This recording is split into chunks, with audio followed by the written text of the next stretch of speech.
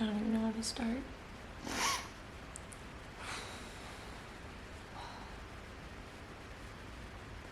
Introduce yourself.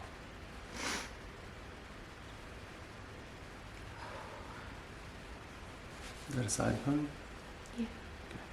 Rock it. Just go with it. Okay. You can do this.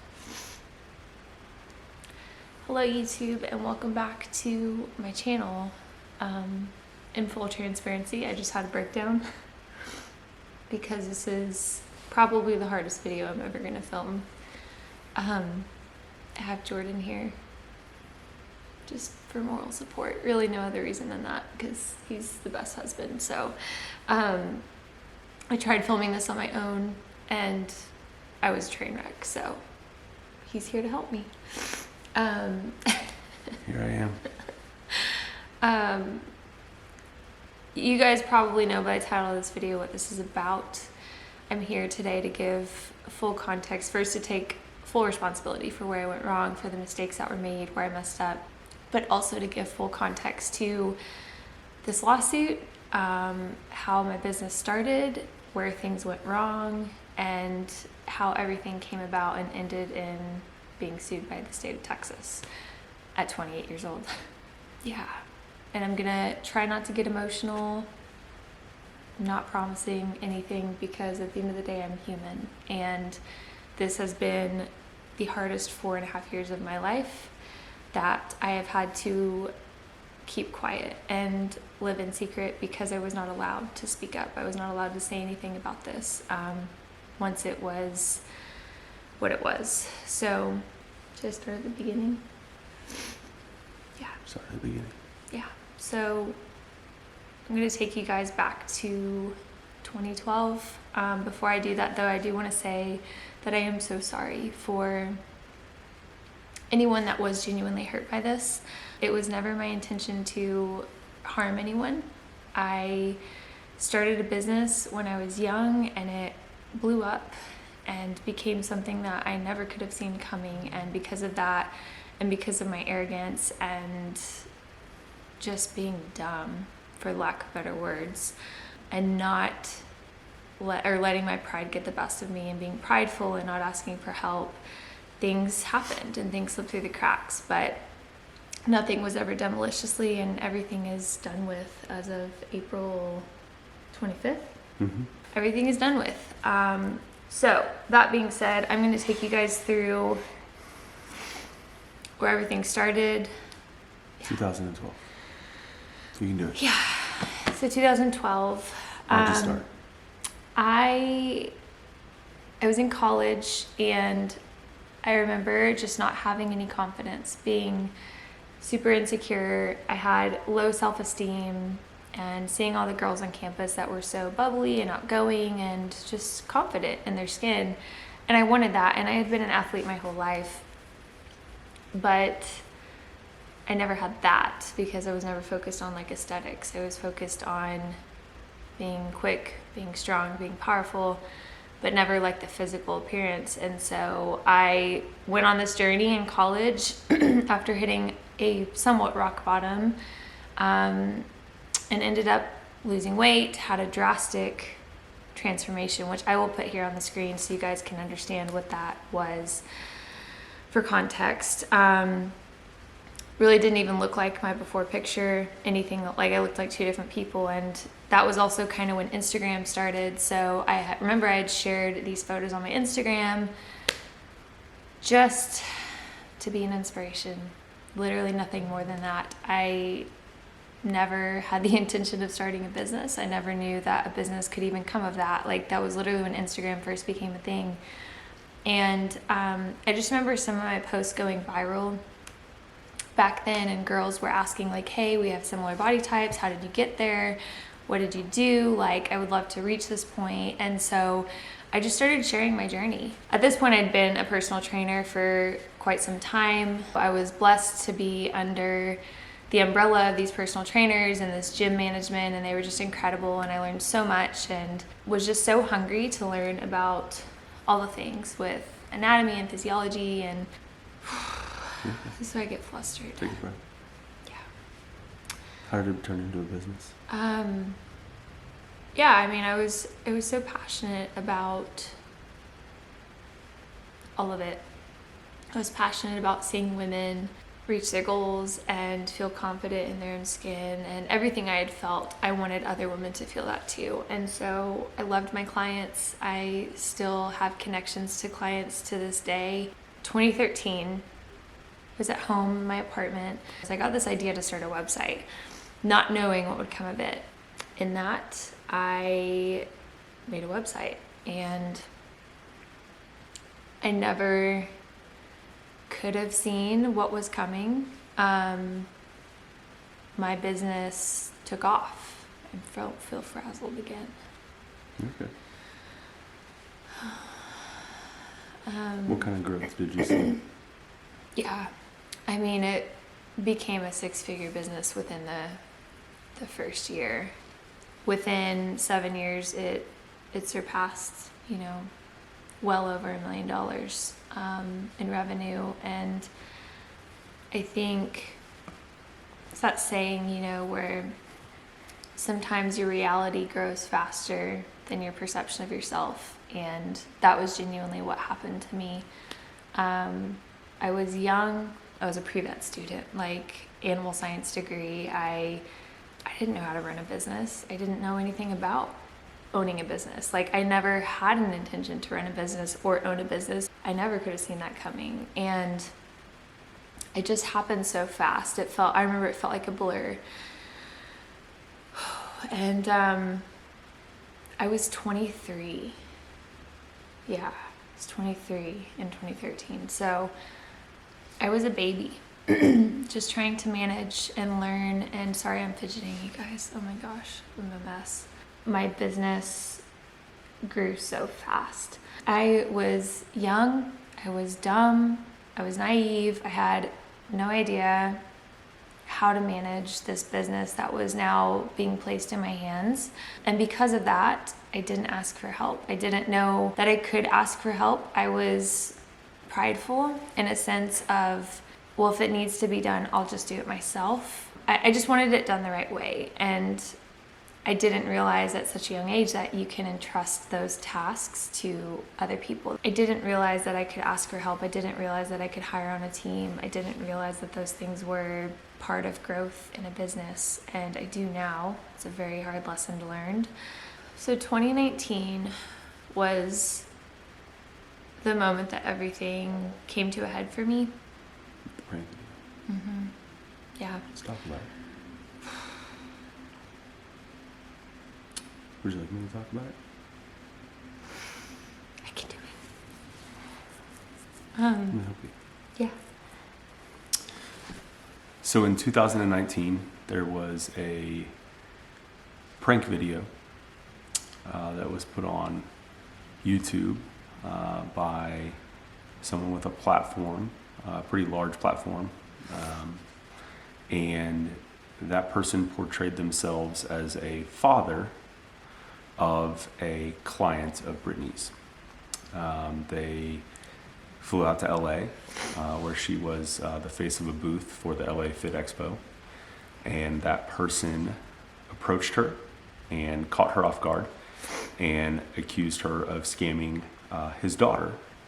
So the expo, when this prank happened, first of all, I was completely caught off guard. My dad has always taught me that if you don't know what to say in the heat of a moment, it's better to not say anything than to say something you'll regret.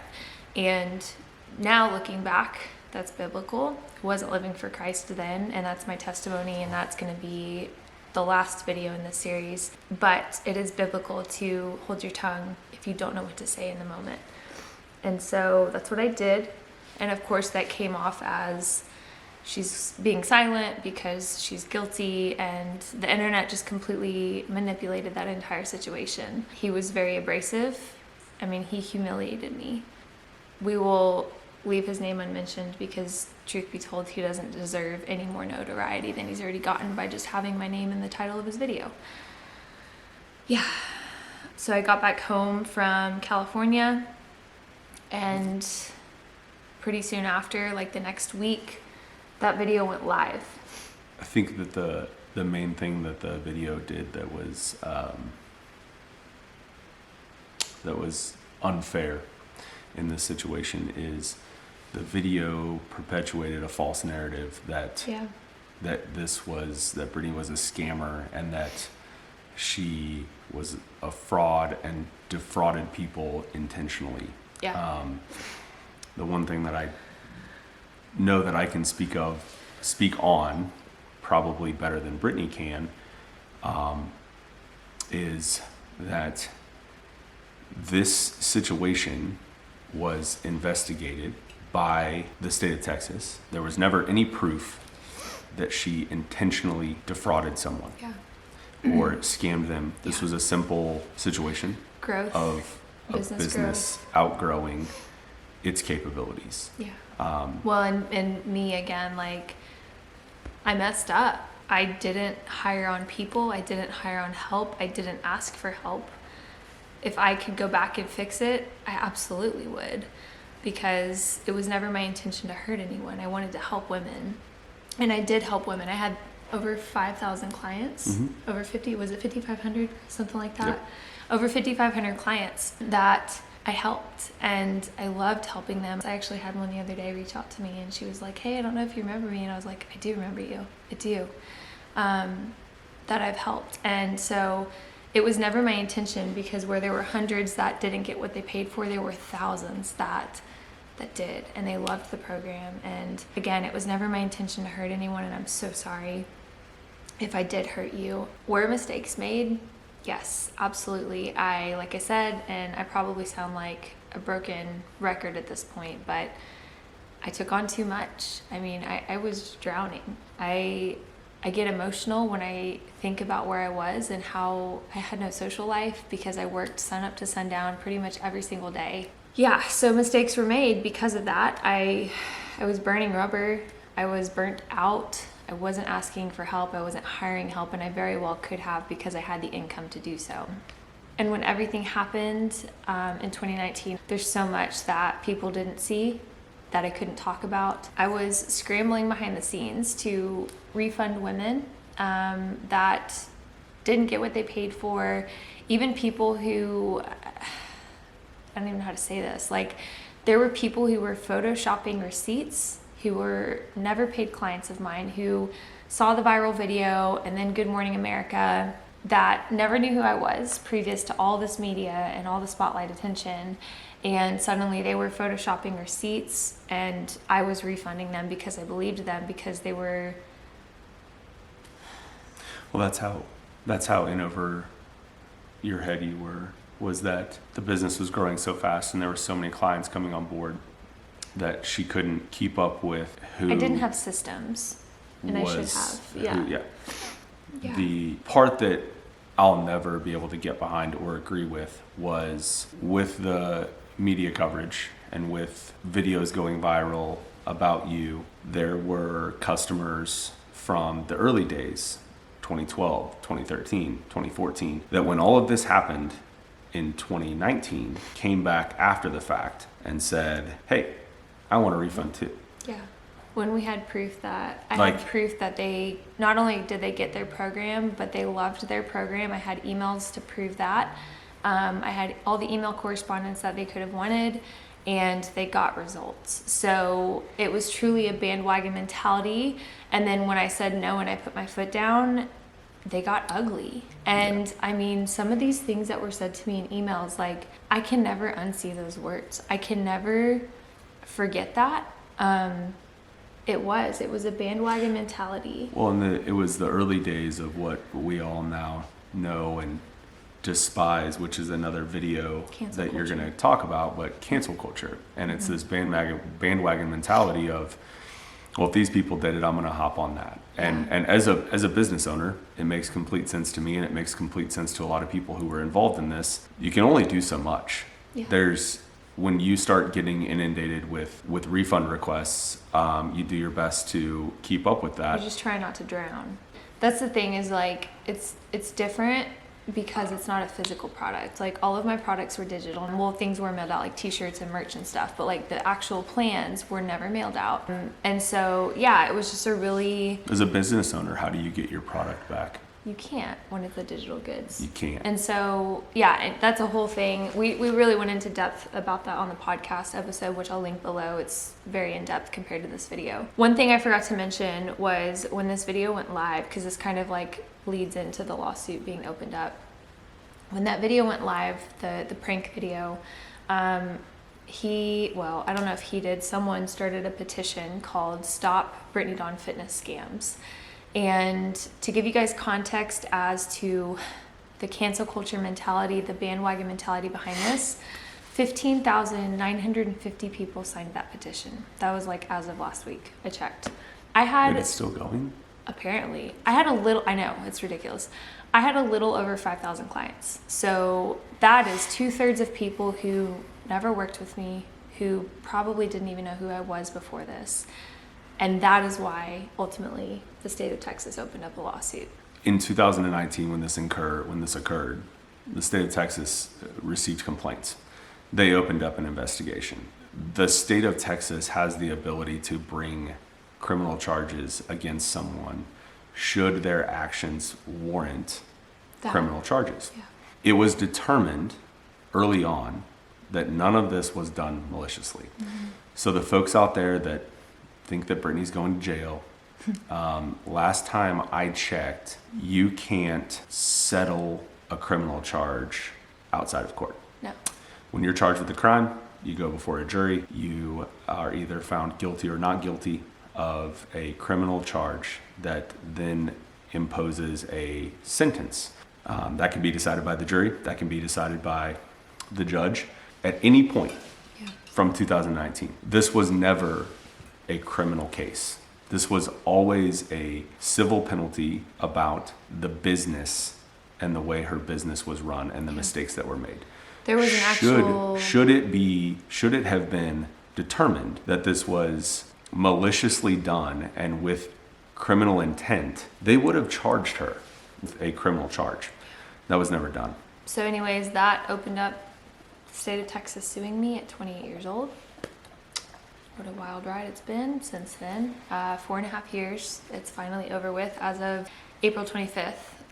So a little over a month ago. Yeah. So after a 9-hour mediation, we came to a settlement agreement of $531,000. Is there any change in there? Any pennies that I missed? There is. The important part of the settlement is that the $131,000 and some change is attorney's fees for the state of Texas Attorney General's office. Yeah. $400,000 of that is what we owe and what we are going to pay back. $100,000 of that is restitution for the clients that didn't receive their packages, and $300,000 of that is what are called civil penalties, which are basically, that's the penalty for not doing things correctly. Yeah, that's the AKA the hard lesson learned. The hard lesson learned. So $100,000 of that will go back to clients who didn't receive a program over the course of time. Yeah. So that's the breakdown of the settlement. Yeah. I want to wrap this up by saying that... Can I add something for you? Yeah. So one of the really difficult challenges throughout all of this has been Brittany's inability to speak on this because of being involved in litigation. There has been absolutely just ridiculous false narrative spread about her lack of cooperation with the state of Texas, and just failure to produce documents and all of this stuff. And none of that could be further from the truth. We submitted over 60,000 business records, even at one point offered the state electronic devices that had all of the documents on them. There was full cooperation. Yeah. So there's some folks out there would like to watch a court proceeding and try to interpret legal jargon that's discussed by two attorneys on opposing sides. and try to make a determination of what was said and what is happening, and thus put forth a false narrative of that's not even close to what was occurring. Yeah. Even to the point of mediation, our attorney had a great working relationship with the state of Texas Attorney General's office. We very cordially came to an agreement around this settlement, and it should be noted that our full intention is to pay back all $400,000. I think that I'm really proud of you, and I think that this video is really important. And the subsequent videos will address other things that are completely unacceptable that have happened since 2019. I can confidently sit here today and say that I've learned from this hard lesson. I've learned from my mistakes. I've learned from my errors. I don't know what the future looks like, but I know that from this moment forward, this is in the past. And Jordan just kind of shared a little bit about what the upcoming videos are going to be about. I don't say it lightly when I say that the last 4.5 years of my life have been a living hell, and it's time for it to be brought to the light.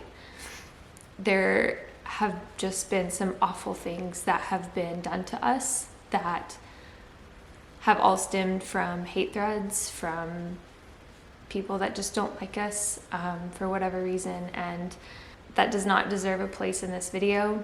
But what I can say is that I'm sorry.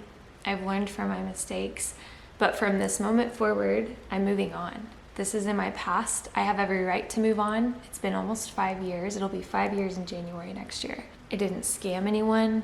I didn't fraud anyone. I'm not a scammer.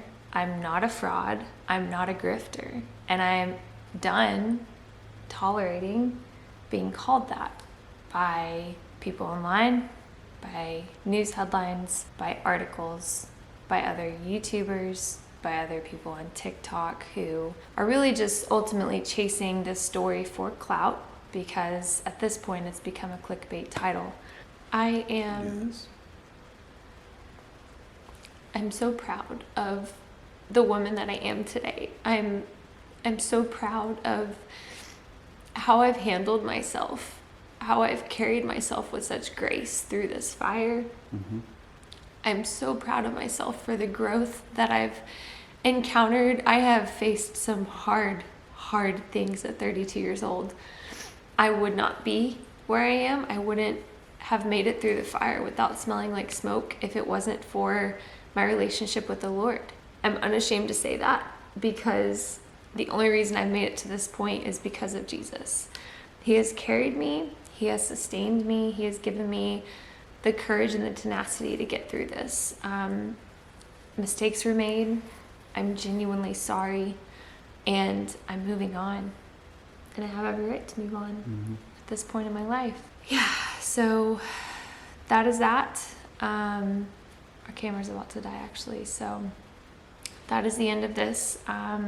This will be a 5-part series, possibly 6 parts in case this video becomes 2 videos. This is the beginning of some pretty intense conversations that I am ready to have, as hard as they are. So, okay, well, we'll see you guys in the next vlog. Bye.